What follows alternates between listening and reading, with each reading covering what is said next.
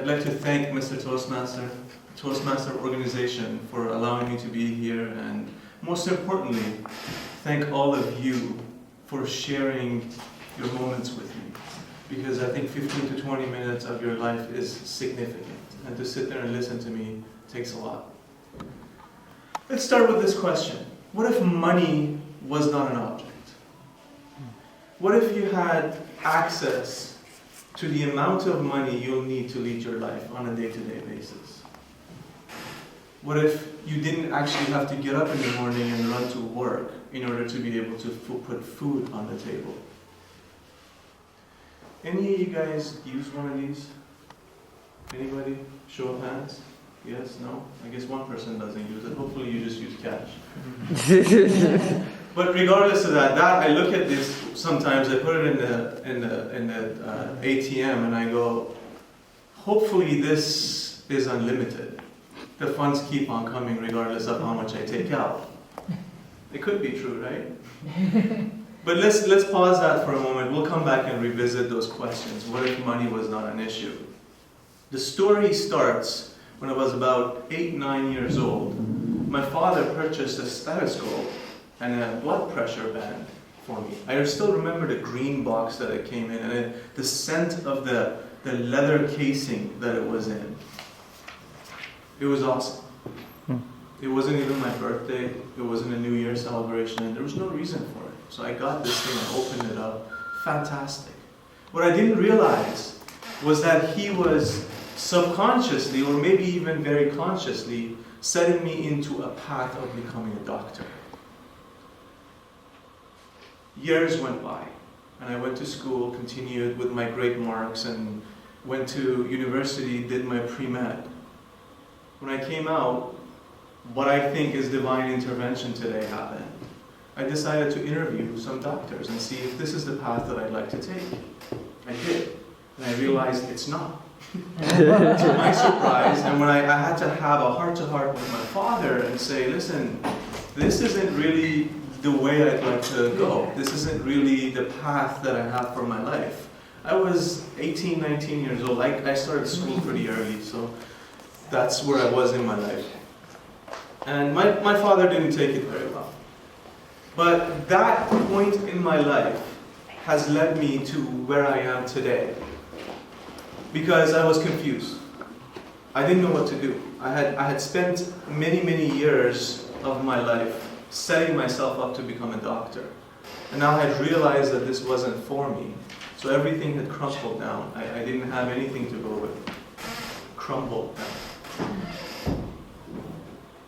I started soul searching, trying to figure out what was going on. And I don't blame my parents for a moment, because those were the belief systems that they were raised with. If you look back, we don't have time in this speech today, but if you look at the Industrial Revolution and the way things went, we basically as a society became a printing machine for people who are able to go to work, take directions, and do the same thing over and over and over again. And the incidents in that period of time, with some research, you'll see that created middle class. But again, I don't want to go into that because that will take a long time to just go into that portion and show you how that happened. Another thing that happened for me in my life, when I was 17 years old, I came across a Sufi master who I owe a lot to this day. And I learned many, many things, the most important of which I've shared with many of you guys in this room, is to know yourself. To understand who you truly are. And a part of that, as you go through that journey of self-discovery, is you discover that you have a gift to offer. And I'm not saying I've completely understood who I am or know who I am, but on that journey, as you get closer to that, it becomes more tangible. It becomes more visible to you. It's like looking through foggy glass. You start to see shapes, you start to understand what they are. And I've grown to believe at this point in my life that we're all here, we were all born to serve. The method of service is different, and that method of service is through that gift that you discover within yourself. Whether you believe in God and you believe that that's a gift that God put into you to serve, or you believe in whatever kind of mechanism for our universe, that's the truth. If you think back to your own lives, you'll realize that you've probably felt best when you've helped somebody else. You've probably felt best when you've helped somebody else. That's a part of it. That's like one of the keys to this formula. The challenge is, for most of us, how do we help people? Do we help people with what we're good at and what we're talented at because we've spent many, many years learning that skill? Or is it something else? And today I want to open another window for you to life. I want to give you another perspective that maybe there's a different possibility. Maybe just because of the fact that you grew up being good at computers or technology or fixing computers, and you end up, you go to a party and you end up with a laptop on your lap because it's broken and they're asking you to fix it, that's not necessarily the method with which you can help people. Explore that gift. There is that gift inside every single one of us. And I believe that today we live in the best of times. Because today is the day that technology is available to us and allows us to take that gift to many, many, many people out there. Thousands, millions possibly. So I believe there are 3 simple steps that we can take to explore this. To explore how we can monetize this. Because we still have to put food on the table, right? We can't live on air. I wish we could, but we just can't, right? We have to pay our fees, we have to pay our bills, we have to pay our dues. So the 3 steps. Number 1 is discovering what that gift is. As easy as it sounds, it's not that easy. It's very simple, but it's not that easy. I've spent a lot of time reading books, delving into material that helps you do that.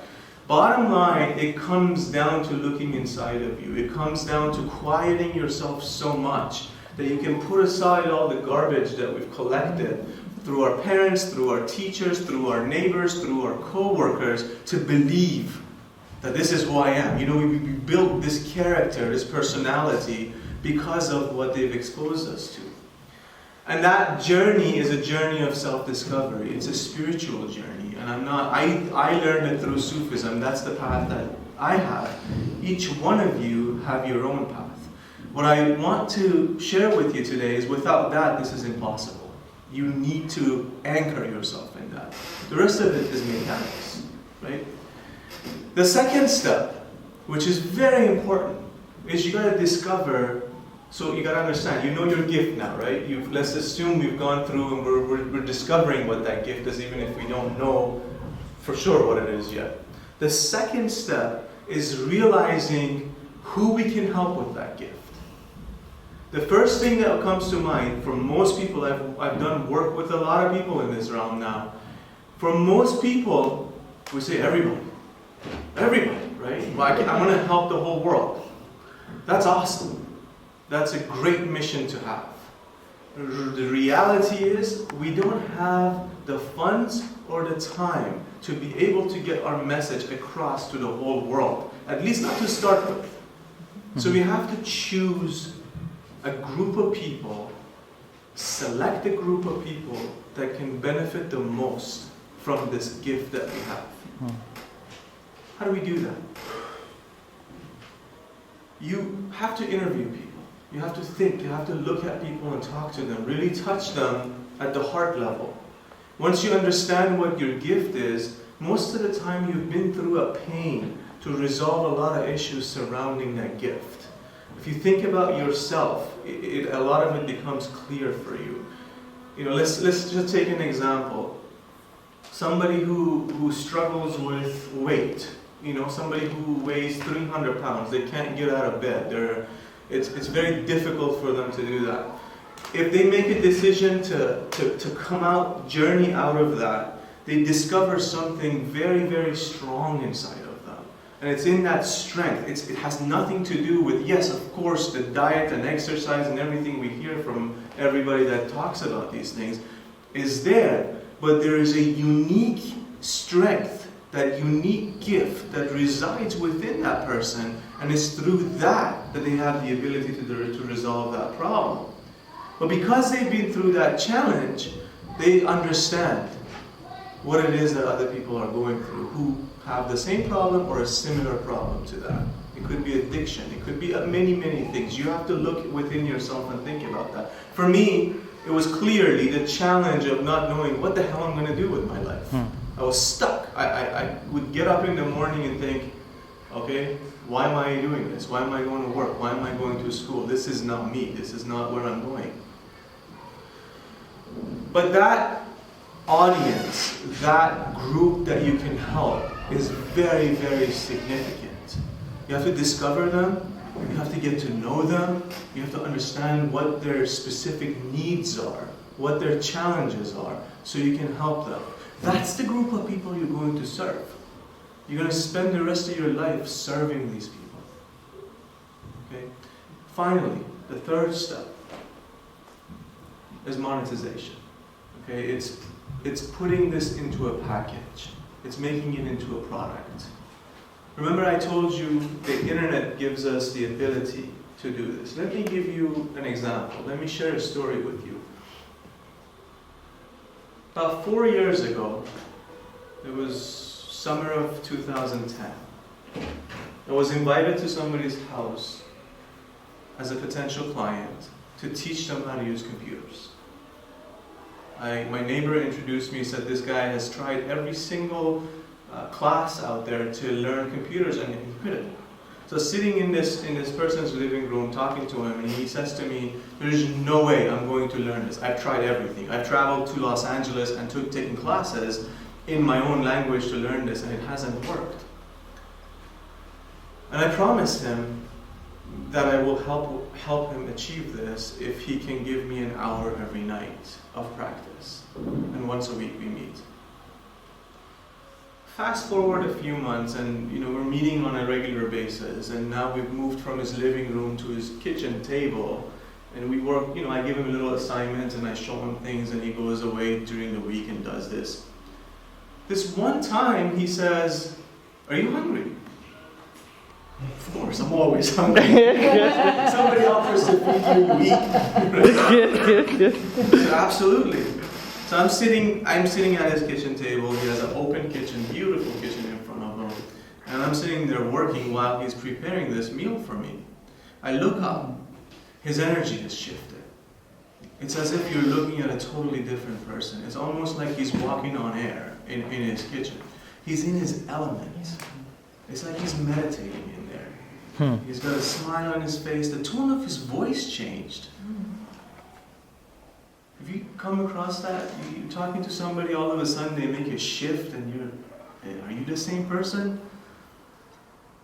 So that caught my attention. He comes back with this plate that looked like a canvas.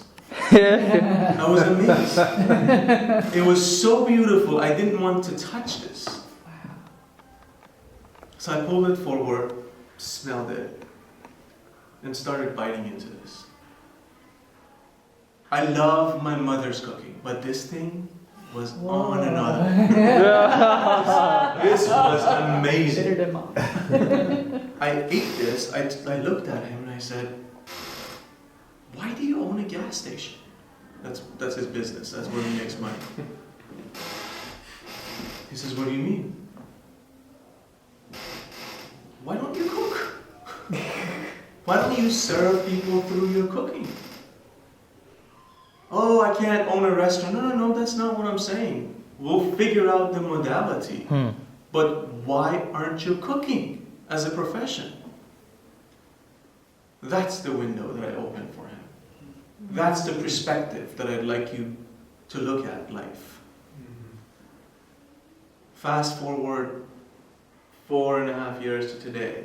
He's got something close to 3 million hits on his YouTube channel. He's got about 8,000 subscribers to his YouTube channel. He's got 8 DVDs that he's selling. He holds cooking classes. He's a known personality on the internet, He has a book out that has nothing to do with cooking, but it tells the story of his life and transitions and whatnot because people were interested. You see, when I talked about what I call your tribe, that audience that we talked about, when they ask you for something because you come from that modality of service, you give it to them. They're never going to ask you for something you don't have because they're grown with you. They know what it is that you possess. They love you for that. So when they ask you for something, you package it and you give it to them. So that becomes the career path. Producing product after product after product that just has the thing that your audience needs. And I intentionally use the thing because I don't know what it is for you. I don't know what it is for the people who fall in love with you and just are hanging to every word that you say. For some of us, it's information products, it's videos, it's DVDs, it's books. For other people, it's art. It could be something that you make and you put it out and you give it out to people. It could be a solution that you create to a problem as an inventor and you market and you sell that. So monetization is not that difficult if you've done step 1 and step 2 clearly. Step 3 becomes just about the mechanics. It becomes about the technology. You brand it well. But when we talk about branding becomes easy, again, if you know who your audience is, right? If you've studied this crowd and you know that they don't respond very well to the color red, for example, then you don't package your stuff in a red color packaging, right? The fundamentals are very important. The fundamentals with which you put everything in place are very, very important. So, work without love is slavery. I truly believe that. Because if you get up and you go to work and you don't believe that you're serving humanity in a very clear way, it doesn't create happiness. You're always looking for something else to do. You become this weekend warrior. You go to work every day. Let's say you know that your gift is making things. You make things out of wood. You make little statues out of wood for people, right? You go to work every day. You're a banker, you're a doctor, you're a lawyer, whatever it is that you are. If your heart isn't in that, you come home, you crawl into your basement, and you do your woodwork. You cannot wait for the weekend to come by so that you can continue creating that thing that comes from your heart. So yes, work without love is slavery.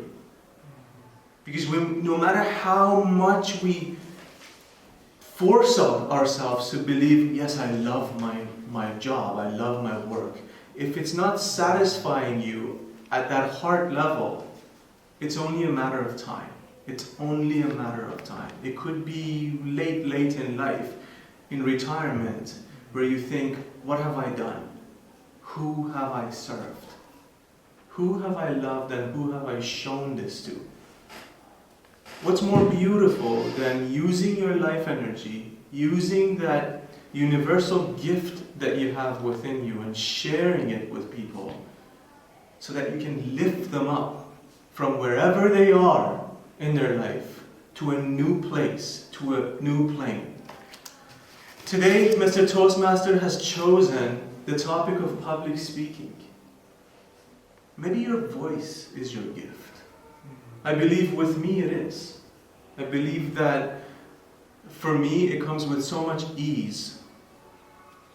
And I think I can impact people.